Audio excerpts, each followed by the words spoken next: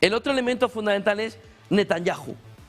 Esta noche sobre Irán hablaba, después de lo que se había vivido alrededor de los ataques del 8 de octubre, la escalada posterior, Hamas, etcétera, etcétera, los ataques de Estados Unidos en Irán. Ahora lo que está haciendo Israel, dice, es vigilar de cerca lo que está sucediendo en Irán. Es un momento histórico. ¿Qué cambiaría si Irán cayera? ¿Qué sucedería si Irán cayera? Escuchen a Netanyahu. ישראל עוקבת בדריכות על הנעשה באיראן. הפגנות למען החירות התפשטו ברחבי המדינה. העם בישראל, העולם כולו, משתאה מול הגבורה האדירה של אזרחי איראן.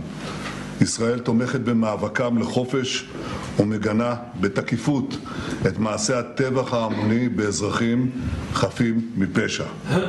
כולנו תקווה שהאומה הפרסית תשתחרר מקרוב מעול העריצות, וכשיום זה יגיע, ישראל ואיראן יחזרו להיות שותפות נאמנות בבניית עתיד של שגשוג ושלום לשני. 8:24, ¿y qué cambia si cae Irán? Fíjense, en primer lugar sería el cambio más fuerte en Oriente Medio desde 1979, pero marca el camino de un cambio de la faz geopolítica en el mundo a través de uno de los principales entornos de desestabilización, Oriente Medio. Le da a Israel un cambio fundamental en todo Oriente Medio que le dejaría al abasto, cerca de la mano ya, la fotografía de Gaza, la fotografía de Cisjordania, el cambio fundamental alrededor de todos los grupos o los entornos terroristas en Oriente Medio, y pondrían la fotografía de un Estados Unidos que habría cambiado. Desde Camp David, la fotografía definitivamente de Oriente Medio. ¿Qué cambiaría en el aspecto, en el equilibrio, en la energía, en la seguridad, en la política global? Porque todo se vería alterado. La clave fundamental es que se trataría del mayor terremoto geopolítico en Oriente Medio con impacto en el resto del mundo, como les decía, desde 1979. Miren la siguiente imagen alrededor de cómo Oriente Medio cambiaría de forma radical. Irán es hoy el gran eje que sostiene a varios actores clave de la región. Si cae, grupos armados aliados de Irán en Líbano, Yemen, Irak, Siria, quedarían sin dinero, armas y apoyos. Podrían verse obligados a negociar la paz o fragmentarse de forma violenta. Israel y Arabia Saudí perderían a su principal enemigo estratégico. Aún así, los países del Golfo temen el caos posterior. Un Estado fallido, refugiados, descontrol regional, salvo que Trump ponga un formato Venezuela en el contexto de Irán. El miedo no es solo quién gana, sino qué pasa el día después. Pero les digo, entendiendo la fotografía de la geopolítica y de las intervenciones de Estados Unidos antiguas. ¿Y por qué les digo intervenciones de Estados Unidos? Porque es evidente que la mano de Estados Unidos está detrás de lo que está sucediendo en Irán. Es evidente, no porque lo denuncie Irán, sino porque es evidente que la fotografía alrededor de cómo desestabilizar Irán para hacer que explote y salte por los aires, solo puede tener la mano de Estados Unidos / Israel.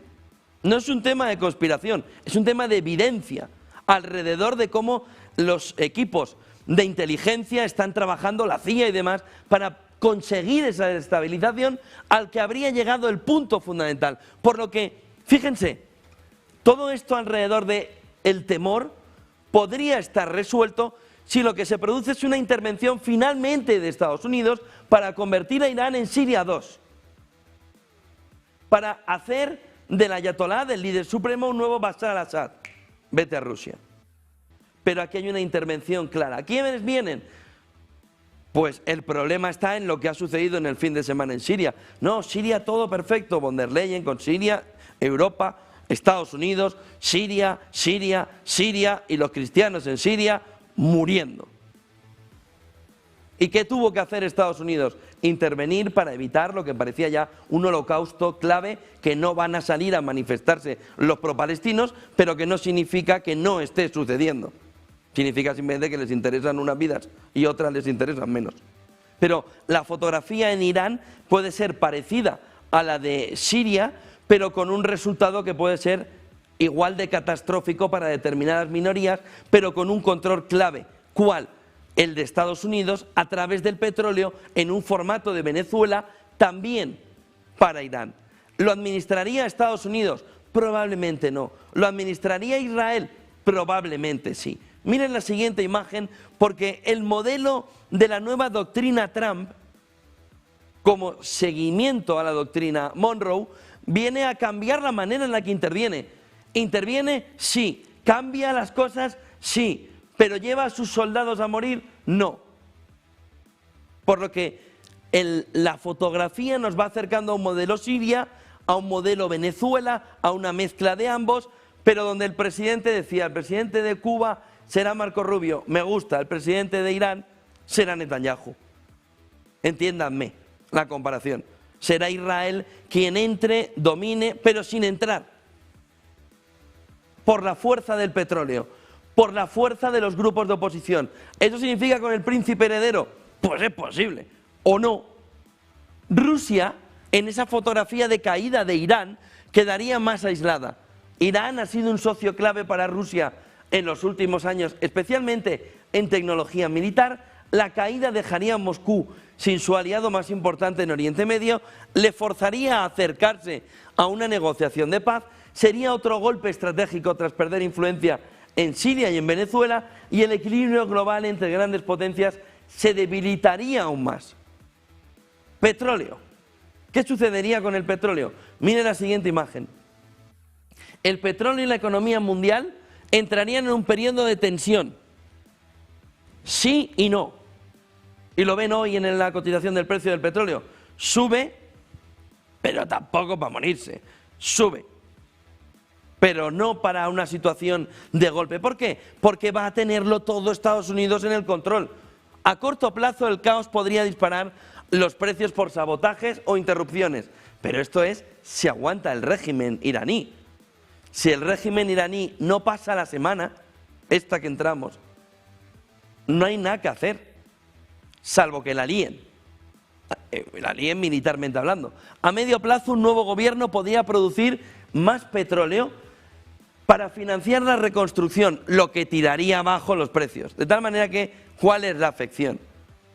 Al precio de la gasolina, a la baja, a la inflación, a la baja, a las economías de Europa, Estados Unidos y Asia, a la baja.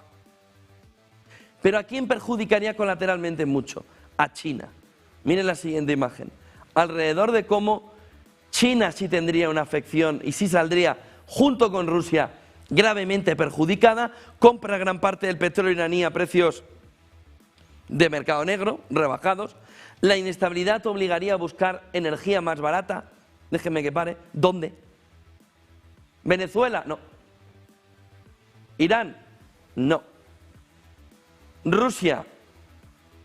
Sí, pero ahora la presión de Trump es diferente a la de Biden. La de Biden era un cachondeo. Rusia hacía lo que le salía de la nariz. Ahora no. Ahora la presión de Trump sí está haciéndole ya una situación de mucha más tensión, salvo que haya una confrontación internacional, salvo que haya una guerra. Pero ahora mismo Trump está cogiéndole la marinera esta, el barco, el buque. No hay respuesta salvo dialéctica, salvo diplomática. ¿A quién le compra el petróleo? China. Para seguir creciendo. De tal manera que el otro elemento fundamental del movimiento de Irán es China. Y el movimiento, fíjense lo que decía Thierry Breton, quiere el petróleo de Estados Unidos, todo, el control. ¿Cuánto petróleo quieres? ¿Te lo doy o no? Ya, hombre, pero no todo el petróleo es tuyo. ¿Cómo que no? No, hombre, también está Arabia Saudí, es mío. Yo le digo y hace. También está el de Venezuela, es mío. Yo digo y hago. También está el de Irán, o no. Y también es mío. Y hago, y digo, y ejecuto. Con lo que, ¿qué petróleo le queda a China para financiar el crecimiento? El sol, las energías verdes. No, somos líderes ya, pero el petróleo es el petróleo. Con lo que China queda en una fotografía tremendamente complicada que afectaría a sus grandes planes comerciales y de infraestructuras en la región de Oriente Medio. Adiós a la ruta de la seda, póngale la cartita de defunción, métanlo ahí en la tumbita de defunción, y la ruta de la seda se ha ido a tomar por ahí. No es solo un problema regional, impacta a la segunda economía del mundo. ¿Y a quién beneficia? A Estados Unidos.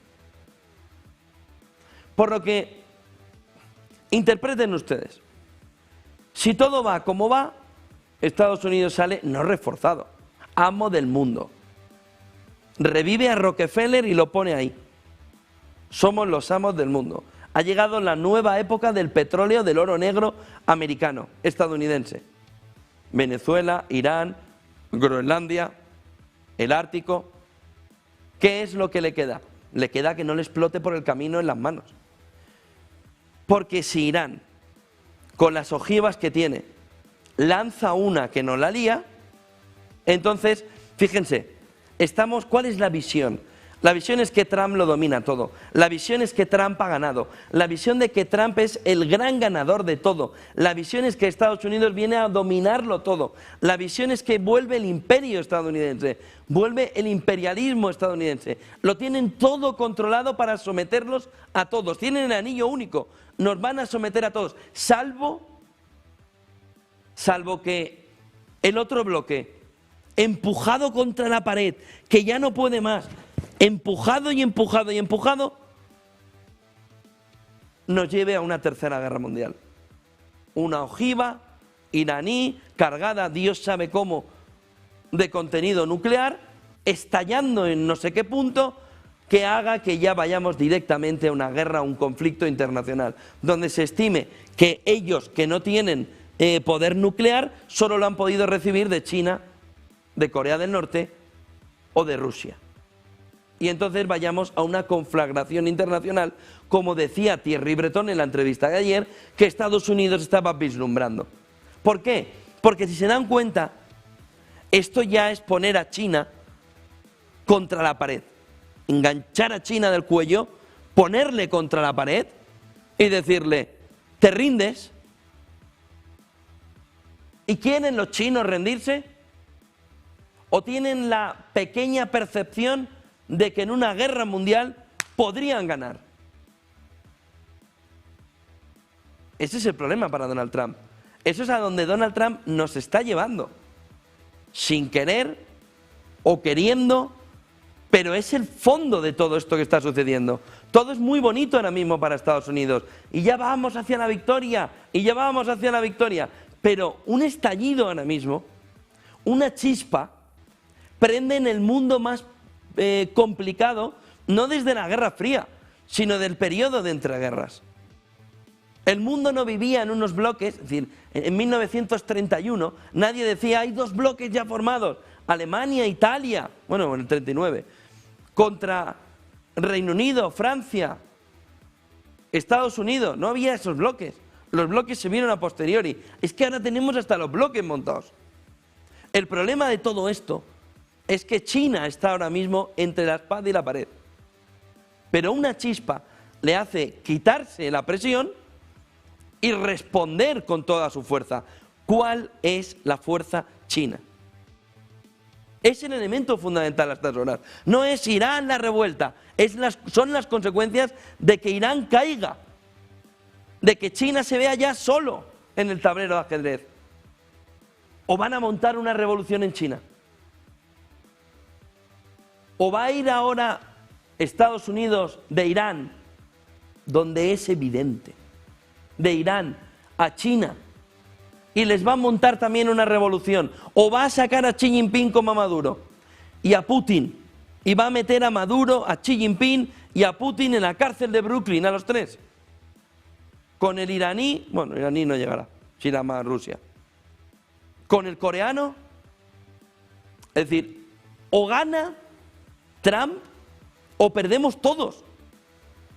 O gana Trump todo esto, o se va todo a la mierda.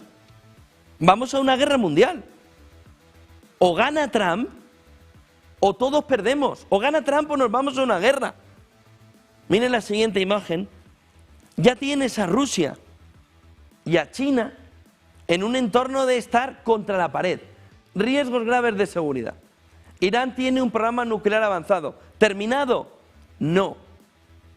Pero ¿y si alguien le pone ahí, qué tienes allí? Una ojiva vacía. Llénala.